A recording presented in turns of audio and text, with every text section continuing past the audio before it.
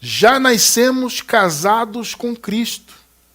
Nosso versículo inicial se encontra no livro de Isaías, capítulo 62, versículo 5. Porque, como o jovem se casa com a virgem, assim teus filhos se casarão contigo. E como o noivo se alegra da noiva, assim se alegrará de ti o teu Deus. Que palavra maravilhosa, né? Louvado seja o Senhor. Meus amados, mais uma vez eu venho falar desse assunto. Já falamos desse assunto em tempos atrás. Eu quero trazer novamente esse tema porque muitos irmãos vêm nos perguntando, irmão Cristiano, mas e as bodas do Cordeiro? Como é que fica isso? Na escatologia consumada. Bom, para quem não sabe, nós aqui em nosso ministério defendemos a visão da escatologia plenamente consumada. O que é escatologia? Escatologia é o estudo dos últimos tempos, o estudo a respeito do fim do mundo, né? Eu coloco entre aspas porque o fim do mundo não é literal como muitos acreditam, né?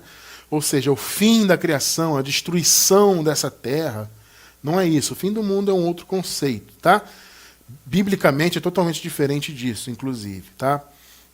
É bom deixar isso claro. E nós defendemos que toda a escatologia bíblica, portanto, a vinda de Jesus, o Apocalipse, tudo já se cumpriu. Isso é perfeitamente comprovado na Bíblia.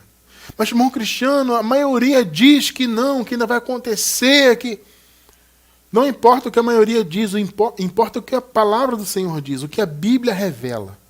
Na Bíblia, nós encontramos pleno respaldo para entendermos que a escatologia, todas as profecias escatológicas, o que Daniel, por exemplo, profetizou, o que Jesus de Nazaré profetizou lá em Mateus 24, né? O que o próprio apóstolo Paulo falou a respeito da vinda de Cristo, o próprio Apocalipse de João, tudo isso já foi consumado.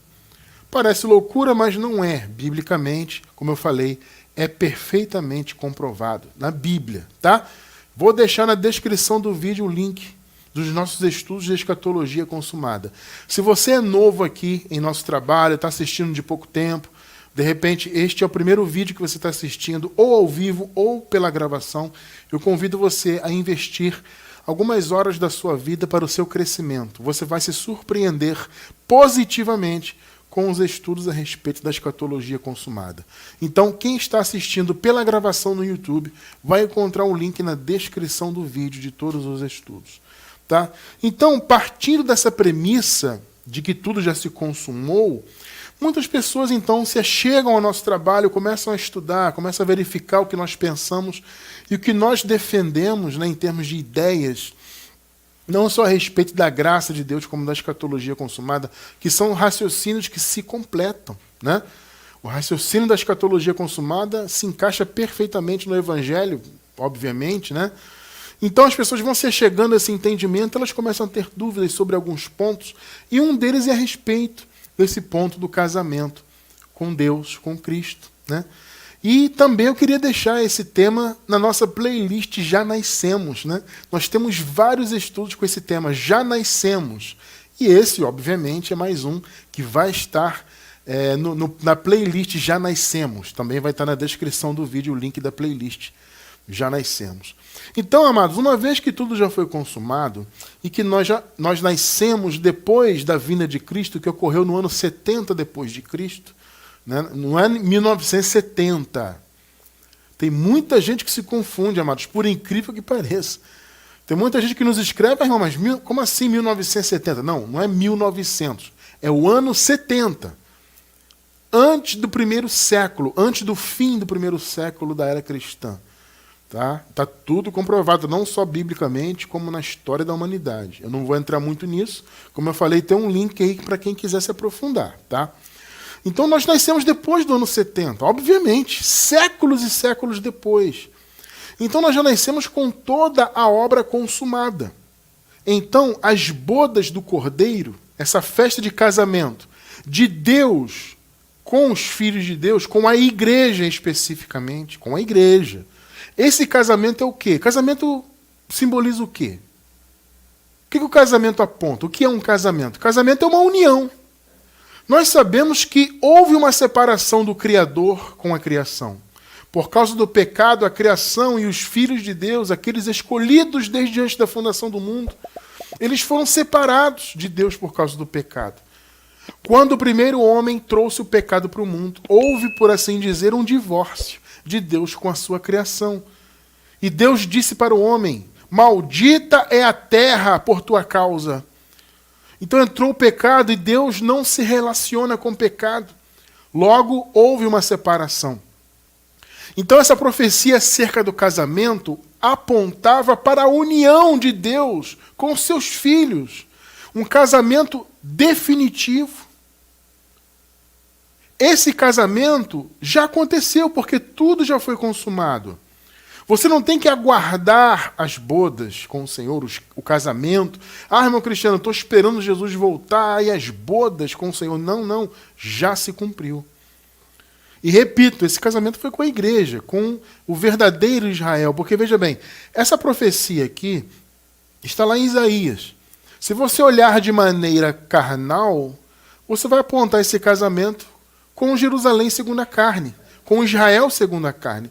Assim como muitos têm esse raciocínio a respeito até da própria nova aliança. Tem muita gente que nos escreve e fala assim: irmão Cristiano, a nova aliança também foi para os judeus e para os israelitas, né?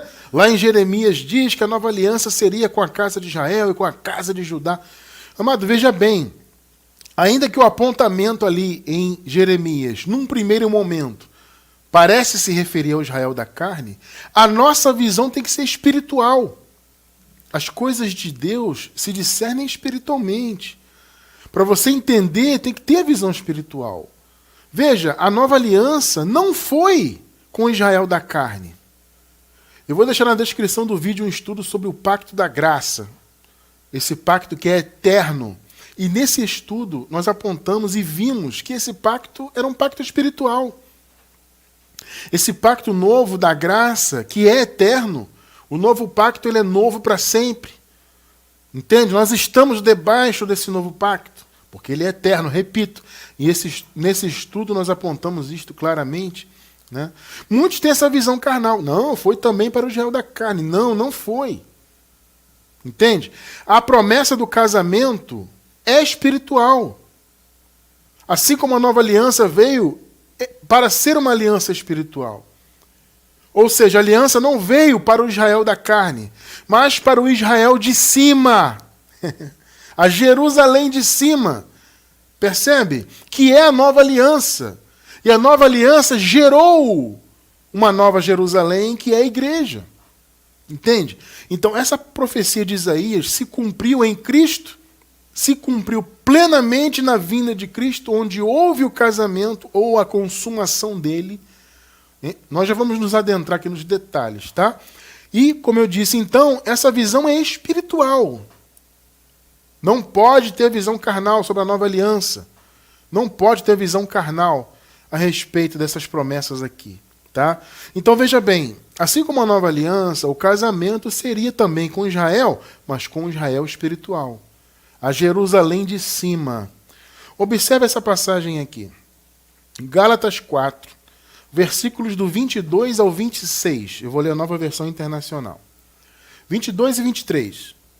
Pois está escrito que Abraão teve 2 filhos, um da escrava e o outro da livre.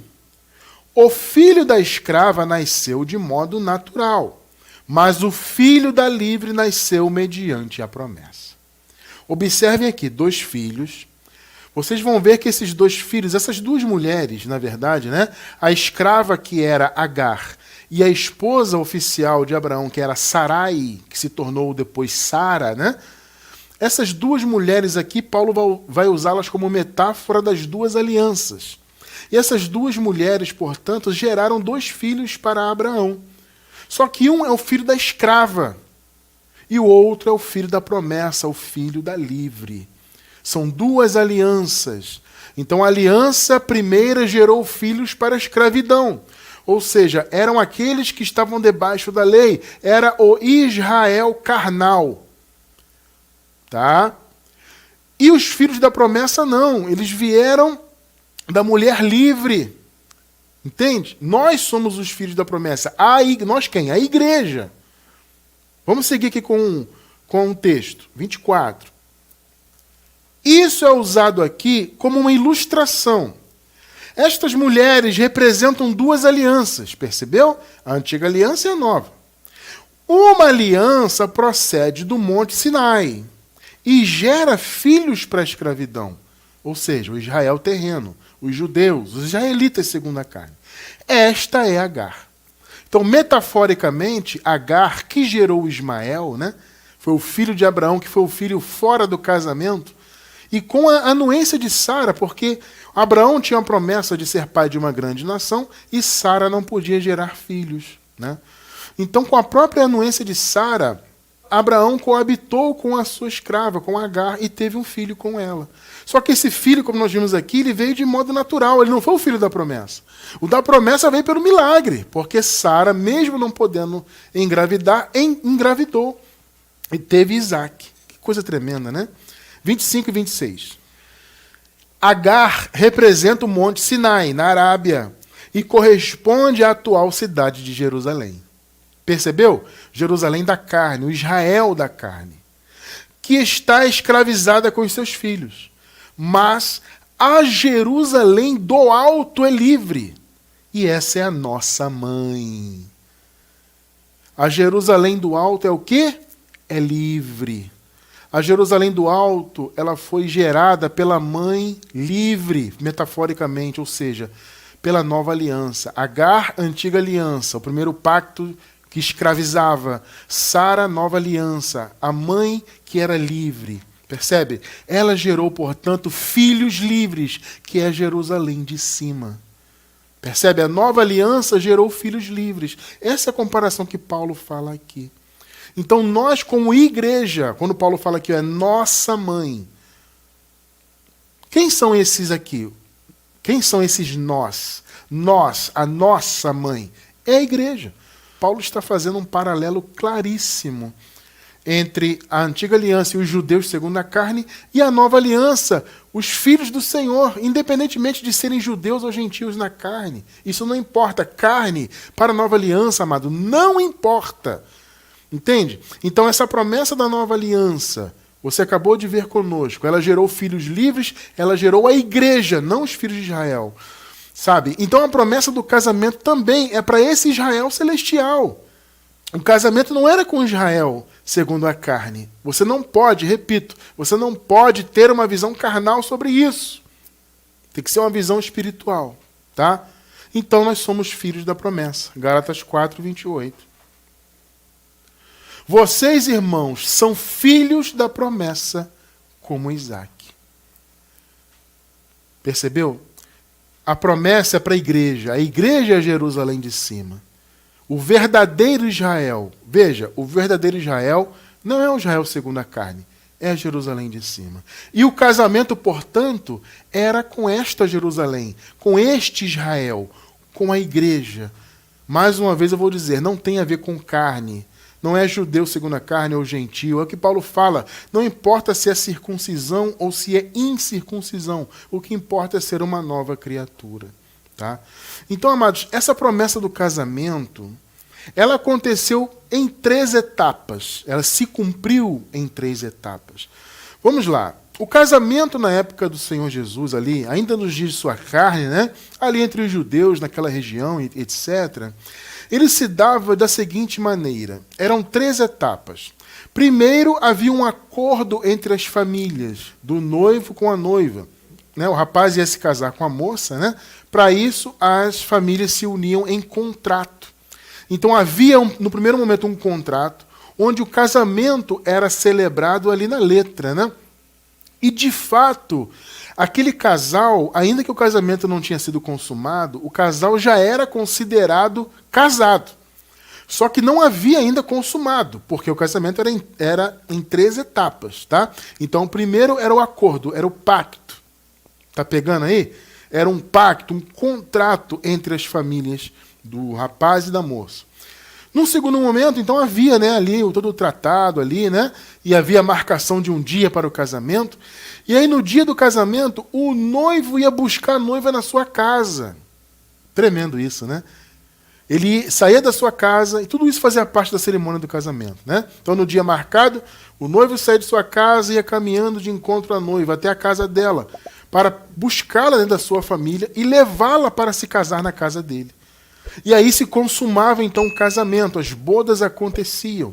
Então, primeiro havia um contrato, depois, no segundo ponto, no segundo momento, o noivo ia buscar a noiva, e no terceiro momento eles iam juntos até a casa do noivo para o casamento. Então, o casamento, usando essa metáfora, né, do casamento que havia naquela época, o casamento com o Senhor Deus foi dessa maneira. Foi em 3 momentos. Primeiro, houve, então, o contrato. Irmão Cristiano, onde aconteceu o contrato? Aconteceu na cruz. Na cruz, de fato, o casamento aconteceu. Ele só não foi consumado, observe bem isso. Ele aconteceu, entre aspas, no papel. Vamos colocar entre aspas, né? Então, o povo de Deus se casou com ele no papel lá na cruz. Foi o contrato, simbolizando o contrato entre as famílias, o acordo, né? Então foi feito na cruz. Vamos ler aqui Efésios 1, versículos 9 e 10, Nova Versão Internacional. E nos revelou o mistério da sua vontade. Qual era a vontade de Deus? Obviamente, se reunir de novo com o seu povo. A vontade de Deus era purificar o seu povo do pecado, para se tornar mais uma vez um com o seu povo. Era reunir todos em Cristo, a criação e os filhos do Senhor. Então o Senhor nos revelou o mistério da sua vontade, de acordo com o seu bom propósito, que ele estabeleceu em Cristo. 10. Isto é, de fazer, olha só, amado, que está sublinhado aí, convergir em Cristo. O que é convergir? Convergir é se reunir, é estar junto. Percebe? De fazer, então, reunir em Cristo, convergir nele todas as coisas, as celestiais e as terrenas, na dispensação da plenitude dos tempos. Veja, o nascimento de Jesus foi o início da plenitude dos tempos. Então o Senhor nasceu para isso. O Senhor Jesus nasceu para consumar a obra que o Criador, o Pai, havia estabelecido. Basicamente, o que era esta obra? Era se casar de novo com seu povo. Era estar reunido para sempre com seu povo. Reunir no Senhor todas as coisas. Essa reunião aconteceu na cruz, foi o contrato. Tá? Eu estou usando, mais uma vez, eu estou usando o casamento que acontecia naquela região, naquela época, como metáfora. Porque o casamento, como eu falei, tinha 3 etapas. Então, o primeiro foi o contrato. Esse contrato foi assinado, entre aspas, na cruz. Qual é o segundo momento? Num segundo momento, o noivo vai buscar a noiva na sua casa. Ele vai de encontro à noiva para retirá-la da sua família e trazê-la para a sua casa para se casar com ela. Irmão Cristiano, nesta metáfora, então, o que seria este segundo momento? Bom, no meu modo de ver, esse segundo momento foi a descida do Espírito Santo. Mas, irmão Cristiano, o Espírito Santo não é uma terceira pessoa. O pessoal diz isso, né? O pessoal, por não entender o mistério das manifestações de Deus, eles inventaram um conceito absurdo e que eu e a maioria de vocês também, né? Todos nós já acreditamos um dia, que é a Natal Trindade. O que é a Trindade na visão do sistema religioso? É a divisão de Deus em pessoas diferentes. Né? Então Jesus é uma pessoa diferente, o Espírito Santo seria então uma outra pessoa e o Pai é outra pessoa. Não, Deus é um só, não existe trindade. O que existe são manifestações diferentes. Tá? Existem 3 manifestações do mesmo Deus. E esse é o grande mistério da piedade que Paulo falou. Né? Grande é o mistério da piedade, Deus se manifestou em carne. É um grande mistério. Né? Então Deus se manifestou como Filho. É o mesmo Deus, só que uma outra manifestação. E essa manifestação de Filho, que tinha alma humana, raciocínio humano, sentimentos humanos, e era o mesmo Deus, se relacionava com outra manifestação, que é o Deus Criador. Aí você pensa, mas irmão Cristiano, como assim? Né? Como é que Jesus, sendo Deus, ele se manifestava com o Criador, com o Pai? Eles eram pessoas diferentes? Não, não eram, não tem isso na palavra. Era o mesmo Deus, manifestado de forma diferente. E essas manifestações interagiam. A mente humana não está preparada para entender isso. Por isso que a mente humana, nessa tentativa de entender isso, inventou a tal trindade. Não existe trindade. Existe só um Deus. Ele se manifestou como Filho, esse mesmo Deus é o Pai, e esse mesmo Deus é o Espírito Santo. Então, o Espírito Santo é Cristo. Vocês percebem? Não é uma outra pessoa. Não. Então, por que eu estou falando tudo isso? Para você entender que a vinda do Espírito Santo para habitar no povo de Deus foi, sim, o Senhor vindo ao encontro da sua noiva. Entende? Para conduzir, porque veja bem, amados, a igreja primitiva, ela viveu a transição da vinda de Jesus, da sua morte e ressurreição, até o ano 70 na sua segunda vinda. Então vamos imaginar que esse caminho da ressurreição de Jesus até o ano 70 na sua vinda, vamos dizer que foi esse caminho do noivo conduzindo a noiva até a sua casa. Como acontecia nas cerimônias de casamento naquela época. Então o noivo saía da sua casa e ia de encontro à noiva para buscá-la. Eu entendo que esse segundo momento foi a vinda do Espírito Santo, porque o Espírito veio justamente para conduzir a igreja naquele período. Por isso que Paulo falou, os filhos de Deus são guiados pelo Espírito. O Espírito era o guia da igreja. Entende? Então, na minha visão, esse foi o segundo momento do casamento. Então, o contrato foi feito na cruz, onde tudo convergiu em Cristo. E a nova aliança foi estabelecida ali. O caminho da graça foi aberto. E aí o Espírito Santo veio, ou seja, o próprio Jesus, em Espírito, manifestado, né, veio habitar no seu povo. Atos 2, versículos do 2 ao 4. Também nova versão internacional. De repente veio do céu um som, como de um vento muito forte, e encheu toda a casa na qual estavam assentados. Ali estavam vários judeus, né? Assentados ali. O Espírito Santo primeiro veio sobre os judeus, depois sobre os gentios. Agora é o 3, né? E viram o que parecia línguas de fogo. Amado, que experiência essa aqui, né? A gente sabe que nós tivemos o privilégio de já nascermos com o Espírito Santo. Inclusive, nós temos um estudo, ele já está aí, já vai estar na descrição do vídeo, porque ele está na lista do Já Nascemos, né? Como eu falei, eu vou deixar na descrição do vídeo o link da playlist Já Nascemos. Um dos estudos fala sobre o Espírito Santo. Já nascemos com o Espírito Santo. É uma palavra tremenda. Sabemos que essa experiência nossa é maravilhosa, né? Porque nós nunca estivemos sem o Espírito Santo. Diferentemente da igreja primitiva, eles nasceram sem o Espírito. Nasceram debaixo do pecado, debaixo da lei, na maldição, no império das trevas. E eles viveram aquela transição.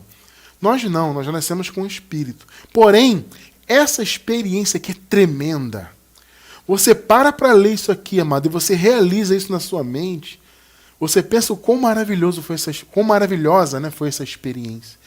Então eles viram o que parecia línguas de fogo, que se separaram e pousaram sobre cada um deles. Então eles estavam naquele ambiente reunidos ali, de repente começou um vento, com o som de um vento forte, de repente eles começaram a ver línguas de fogo, né? Pequenas porções de fogo, que provavelmente num primeiro momento era um fogo só, e que se espalhou, foi se separando e pousando na cabeça ou sobre a cabeça de cada um deles. Que coisa linda, amados. Versículo 4. Todos ficaram cheios do Espírito Santo. Olha que coisa maravilhosa. E começaram a falar noutras línguas, conforme o Espírito os capacitava.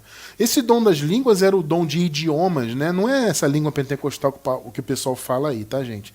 Essa língua pentecostal de Ribalaia, não sei o que lá. Isso não é bíblico, desculpe, tá? Eu falo isso com todo respeito aos irmãos. De repente tem um irmão pentecostal me assistindo. Veja, mas eu não estou debochando de você, não. Mas eu tenho que te falar a verdade. Esse dom de línguas era o dom de idiomas. As pessoas, pelo Espírito, falavam outros idiomas terrenos que elas não dominavam. Esse dom de línguas era um dos sinais da presença, da vinda do Espírito Santo, entende? Ele sinalizava porque as pessoas começavam a falar em outras línguas que elas não dominavam. Entende? Elas nunca haviam estudado uma outra língua e começavam a falar por meio do Espírito, né? Ou seja, o Espírito dava essa capacidade. E isso acabava sendo o quê? Um apontamento para quê? Para o espalhamento da palavra. Entende? Porque eles tinham que ir né, os discípulos, no caso, e todos que recebiam a palavra, né, tinham aquela incumbência de divulgar a mensagem do reino ali, e muitos iam para vários locais ali e se falavam vários dialetos, entende? Falava-se vários idiomas, pequenos dialetos ali, e esse poder do Espírito, então, possibilitava com que as pessoas falassem na língua de quem estava ali ouvindo, mesmo que essa pessoa não falasse a língua nativa. É um poder tremendo do Espírito, né? Algo maravilhoso. Então, esse dom de línguas tinha essa função, né, de fazer as pessoas entenderem a mensagem do Evangelho, mesmo que elas não falassem a mesma língua, mas também tinha essa função de sinalizar a descida do Espírito Santo. Coisa tremenda, né?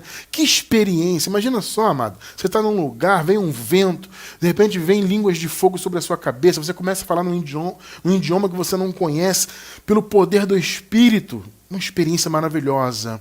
E isso depois aconteceu com os gentios, ninguém esperava, hein? Eles achavam que essa promessa era só para os judeus, mas o Senhor, deixando claro que a nova aliança não tinha relação com a carne, mas com o Espírito, né? Fez também com que o Espírito chegasse aos gentios. No capítulo 10 do livro de Atos dos Apóstolos, nós vemos, né, o Espírito descendo pela primeira vez nos gentios. E veja bem, o Espírito é Cristo em vós, ou em nós. Paulo disse aqui, Colossenses 1, 27. A quem Deus quis fazer conhecer quais são as riquezas da glória deste mistério entre os gentios, que é o quê? Cristo em vós, a esperança da glória. Cristo em vós, ou seja, Cristo habitando no povo, não só judeu, como gentil. Ou seja, a descida do Espírito Santo fez com que aquela promessa, né, de que o Espírito Santo seria derramado sobre toda a carne. Havia essa promessa no Antigo Pacto. Olha, em determinado momento, eu vou derramar o meu Espírito sobre toda a carne. E aí entra, então, aqueles que não eram judeus, percebe? Porque toda a carne é o quê? Toda a etnia. Não só judeus, mas todos os povos. Tremendo, né? Então, a promessa do Espírito Santo começou a se cumprir ali, naquele período transitório, na igreja primitiva, e eu entendo esse momento como o noivo vindo de encontro à sua noiva para conduzi-la para o casamento. Irmão Cristiano, então tá, o contrato do casamento na metáfora foi na cruz, o noivo vindo de encontro à sua noiva para conduzi-la foi a descida do Espírito Santo, mas e as bodas? Né? E o casamento de fato, e a consumação do casamento? Foi no ano 70, na vinda de Cristo. Quando Cristo voltou no ano 70, trouxe o seu reino, ressurreição, o arrebatamento, ele fez todo aquele processo que havia sido prometido e profetizado, né? Ali foi o casamento definitivo. Por quê? Porque aqueles irmãos que estavam mortos, presos na morte, eles estavam separados de Deus, em termos das suas almas, né? Os espíritos já haviam voltado, mas as almas estavam presas à morte. Então, com a ressurreição deles, eles foram trazidos para a vida eterna, para o reino, entende? E aí houve, então, a junção definitiva, não só dos que estavam vivos, mas também dos que estavam mortos e ressuscitaram para a glória, percebe? Então, as bodas do Cordeiro se concretizaram em sua vinda no ano 70. O casamento aconteceu. Apocalipse 19, versículo 7. Regozijemo-nos e alegremo-nos e demos glória, porque vindas são as bodas do Cordeiro. Tremendo, né? E já a sua esposa se aprontou. Que maravilha. Nós somos a esposa do Senhor como igreja. A igreja é a esposa do Senhor. Antes era noiva, a noiva de Cristo. Não, a partir do ano 70, esposa, porque nos casamos ali. Ou seja, a criação se uniu ao seu Criador. Os filhos de Deus se uniram novamente. E nós, portanto, já nascemos casados com o Senhor. Essa questão de termos nascido depois do ano 70 é que nos trouxe essa série de estudos. Já nascemos com o Espírito Santo, já nascemos mortos, já nascemos imortais. Parece uma contradição, mas não é, não é. Assista aos estudos aí de Já Nascemos que vocês vão entender. Já nascemos novas criaturas e por aí vai, tá? Então, nós também já nascemos casados. Por quê? Porque nascemos depois da obra consumada. As bodas, portanto, aconteceram na consumação do Apocalipse, né, profetizado. Quando Jesus veio e trouxe o seu reino, ele se casou definitivamente com o seu povo. Agora fica a pergunta, o que caracteriza um casamento? Um casamento, como eu disse no início, ele é a união. No caso do homem com a mulher, é uma só carne. No caso de Deus com o seu povo, um só espírito. Nós, amados, somos um só espírito com Deus. Isso é tremendo. Às vezes, amados, nós não paramos para raciocinar sobre isso. A importância e a grandiosidade disso. De você, eu, todos nós, sermos um espírito com o Criador de todas as coisas. Para pensar nisso, amado, um minutinho só para você ver a profundidade disso. Meu irmão, é tremendo. O que possibilitou isso? Sermos um só espírito com Ele? O casamento. Para homem e mulher, carnalmente, uma só carne. Em relação a Deus, um só espírito. Vamos ler juntos aqui no mesmo quadro, Efésios 5:31 e 1 Coríntios 6:17. Por isso deixará o homem a seu pai e a sua mãe, e se unirá à sua mulher, e serão os dois uma só carne. Mas aquele que se une ao Senhor é um só espírito com Ele. Percebeu o que é casamento? Casamento é união, é estar junto. Entende? Nós estamos juntos com o nosso Deus para sempre. Unidos espiritualmente para sempre. Porque o Senhor já se casou com a sua noiva, que no caso, a partir do ano 70, se tornou a sua esposa. E o casamento, além de trazer essa união, que no nosso caso com Deus é a união espiritual, ele também traz algumas consequências muito boas. Não só no casamento com Deus, no casamento também, né? Humanamente falando, também tem esse, ou pelo menos deveria ter, né? Esses tipos de benefícios que vamos ver aqui. O que um casamento traz, então, e de consequências boas? Primeiro, a proteção. Porque o casamento, amado, quando ele é bem intencionado, né? Quando ele é um casamento de amor, é um casamento bom, ele tem isso. Ele tem a proteção, porque o marido tem a obrigação de proteger a sua esposa e a esposa tem a obrigação de cuidar do marido. Percebe? Essa é a promessa que nós temos, amados. Porque uma vez que somos casados com o Senhor, nós temos a proteção dele. Colossenses 3:3, Nova Versão Internacional. Pois vocês morreram e agora a sua vida está escondida com Cristo em Deus. Ó, isso é o quê? Proteção. A sua vida, meu amado, está nas mãos do Altíssimo. A sua vida, você que está me assistindo aí, entenda isso. A sua vida está escondida com o Senhor. Salmos 91, versículo 4. Ele te cobrirá com as suas penas. Ah, mas irmão Cristiano, aqui está no futuro, né? Cobrirá. É porque isso aqui é uma palavra do antigo pacto, né, gente? Já se cumpriu. Tá? Ele te cobrirá, e no caso já cobriu, né? Com as suas penas. E debaixo das suas asas estarás seguro. A sua verdade, observe bem esse detalhe. A sua verdade é escudo e broquel. Amado, pensa comigo, quem é a verdade? Pensa aí.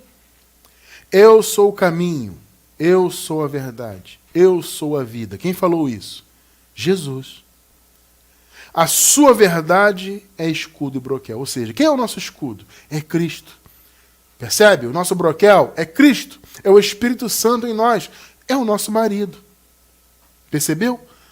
Então, um bom casamento ele tem isso, a proteção, e de ambos. O homem tem a obrigação de proteger a sua mulher com a sua vida, se for preciso. E a mulher tem a obrigação de cuidar do seu marido, protegê-lo também, cuidar dele também. Percebe? Isso é tremendo. Segundo benefício do bom casamento, a fidelidade. 2 Timóteo, capítulo 2, versículo 13. Se somos infiéis, ele permanece fiel, pois de maneira nenhuma pode negar-se a si mesmo. Ou seja, o que o Senhor prometeu, ele vai cumprir, independentemente da nossa fidelidade. Veja, a nossa infidelidade, por causa da carne até eu diria, nós não conseguimos ser plenamente fiéis ao nosso Criador, né? Por causa da carne isso acontece, mas ele é fiel por nós dois. A fidelidade dele cobre tudo. Entende? Por isso nós nos mantemos para sempre. Por isso temos a vida eterna. Porque Ele permanece fiel. Amados, se nós dependêssemos da nossa fidelidade, como muitos creem, né? Muitos acreditam que a nossa vida eterna, a nossa posição diante de Deus e tudo mais, depende de nós. Mas, amados, se nós dependêssemos da nossa fidelidade, nenhum de nós se salvaria, nenhum de nós teria vida eterna. Mas o nosso marido é fiel por nós dois. Isso é maravilhoso. Então, o Senhor Deus, Ele é fiel. Nós buscamos também ser fiéis. Né? Nós que somos filhos, que temos a revelação do Evangelho, claro que nós buscamos ser fiéis pela palavra, né? Fiéis à palavra, fiéis à revelação do Senhor. Só que a carne não nos deixa ser 100% fiéis. Mas aí vem essa palavra aqui. Se somos infiéis, Ele permanece fiel. Entende? Tudo está nele. Ele é a base. Deus é tudo em todos. Vocês percebem? E um bom casamento tem isso. Então nós podemos contar com a fidelidade do nosso marido. Tremendo isso, né? Com a proteção dele e com a fidelidade dele. Terceira boa consequência do bom casamento é a riqueza. A riqueza do marido também é da esposa. 2 de Coríntios 8, 9. Pois conheceis a graça de nosso Senhor Jesus Cristo. Que bom que nós conhecemos, né, amados? Quem aí conhece a graça? Nós conhecemos, graças a Deus. Que, sendo rico, nosso marido é rico, hein? Por amor de vós se fez pobre, para que pela sua pobreza fosseis enriquecidos. Que coisa linda. Amados, nós somos ricos em Cristo. Eu não estou falando de bens materiais, estou falando de bens espirituais. A palavra diz que nós já fomos abençoados com todas as bênçãos espirituais. Ou seja, todas as riquezas do Espírito já habitam em nós, já somos herdeiros. Percebe? Porque o nosso marido é rico. Se o marido é rico, no bom casamento, a esposa também é. Tremendo isso, né? São consequências do bom casamento. Se hoje você tem a proteção de Deus na sua vida, e nós temos, é porque o nosso marido é maravilhoso. Entende? Se nós podemos contar com a sua fidelidade, é porque ele é maravilhoso. Se nós temos todas as riquezas espirituais, é porque o nosso marido é rico. Ele até se fez pobre. Né? Ele se manifestou como um homem aqui, se fez pobre, mas através da sua pobreza, da sua morte, ressurreição, da sua luta, ele fez com que nós fôssemos ricos. Tremendo, né? Uma outra consequência maravilhosa do bom casamento: nunca haverá divórcio. Se o casamento é bom, não tem como haver divórcio. Amados, nós jamais, para todo sempre, seremos divorciados do nosso marido. Jamais. Nada poderá nos separar dele. Romanos 8, 35. Quem nos separará, quem nos divorciará do amor de Cristo? Ninguém. A tribulação, a angústia, ou a perseguição, ou a fome, ou a nudez, ou o perigo, ou a espada? 38 e 39. Porque eu estou certo. Olha o que está sublinhado aí. Eu amo essa palavra. Sempre que eu leio essa passagem, eu ressalto essa palavra. Eu estou certo. Amado, isso aqui, só quem conhece o Evangelho da graça pode falar. No meio da religião, eles não estão certos, porque pode perder a salvação. Jesus ainda vai voltar para eles, eles podem ficar, entre aspas, né? Deus pode se aborrecer com eles, Deus está irado. Né? Sendo que a palavra diz que não, nós não fomos destinados para a ira. A palavra diz que nós estamos em paz com Deus, mas a religião acha que Deus pode se irar contra eles. Por quê? Porque eles não têm certeza de nada. Mas quem conhece o Evangelho pode dizer, como Paulo disse, eu estou certo. Então você também pode dizer, você está certo. Diga, eu estou certo, que nem a morte, nem a vida, nem anjos, nem principados, nem coisas presentes, nem futuras, nem potestades, 39, nem a altura, nem a profundidade, nem qualquer outra criatura nos poderá separar do amor de Deus, que está em Cristo Jesus, nosso Senhor. O nosso marido nos ama para sempre e nada, absolutamente nenhuma circunstância poderá nos separar do seu amor. Entende? Quando você diz que a salvação se perde, como o sistema diz, em outras palavras, o sistema está dizendo o seguinte: Deus não nos ama o suficiente. O amor de Deus é falho. Vocês entendem o quão herético é isso? Salvação se perde, toma cuidado. Isso é tão herético, amado, porque está dizendo que o amor de Deus é falho. Mas a palavra diz o contrário. Não. Quem nos separará do amor do nosso marido? Nada. E Paulo disse, eu estou certo. Eu tenho certeza que nada pode nos separar do amor do nosso marido. Percebe, meu irmão, minha irmã, a segurança que você tem quando você descobre que você já nasceu casado com seu esposo espiritual? Nós já nascemos casados com o Criador.